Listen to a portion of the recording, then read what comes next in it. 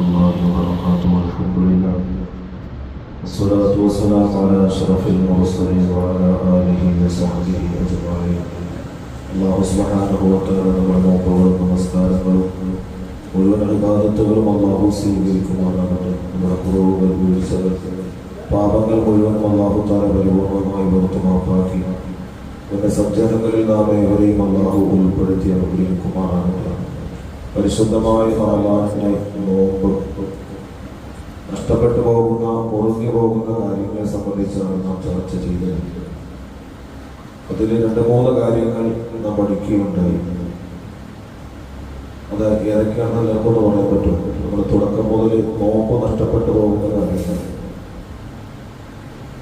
നമ്മളിങ്ങനെ റിപ്പീറ്റ് ചെയ്യുമ്പോഴത്തേക്ക് ഓർമ്മ വരും. അതാണ് ഞങ്ങൾ ചോദിച്ചത്. ആരെയും കൊച്ചാക്കാനോ കുറവാക്കാനോ അല്ല.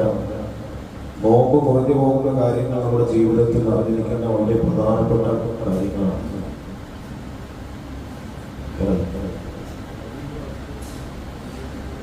തടിയുള്ള ഒരു വസ്തു ഉള്ളിലേക്ക് പ്രവേശിക്കുക, ഉണ്ടാക്കി ഛർദ്ദിക്കുക,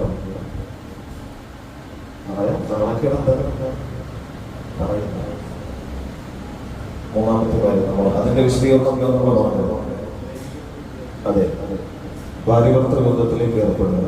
ഈ 3 കാര്യങ്ങളാണ് നമ്മൾ ചർച്ച ചെയ്തത്. 4ാമത്തെ കാര്യം, 3ാമത്തെ വിശദീകരണമാണ് ഇന്നലത്തെ ക്ലാസ്സിലൂടെ നമ്മൾ വിശദീകരണമായി കഫാറത്തിന്റെ കാര്യം പറഞ്ഞത്. 4ാമത്തെ നോമ്പ് മുറിയുന്ന കാര്യത്തിൽപ്പെട്ട 4ാമത്തെ കാര്യം ഇസ്തിംനാ. നമ്മള് ഇന്ദ്രിയ സ്ഖലനം ഉണ്ടാക്കി, ഇന്ദ്രിയ സ്ഖലനം ഉണ്ടാക്കുക അത് ഹറാമാണ്.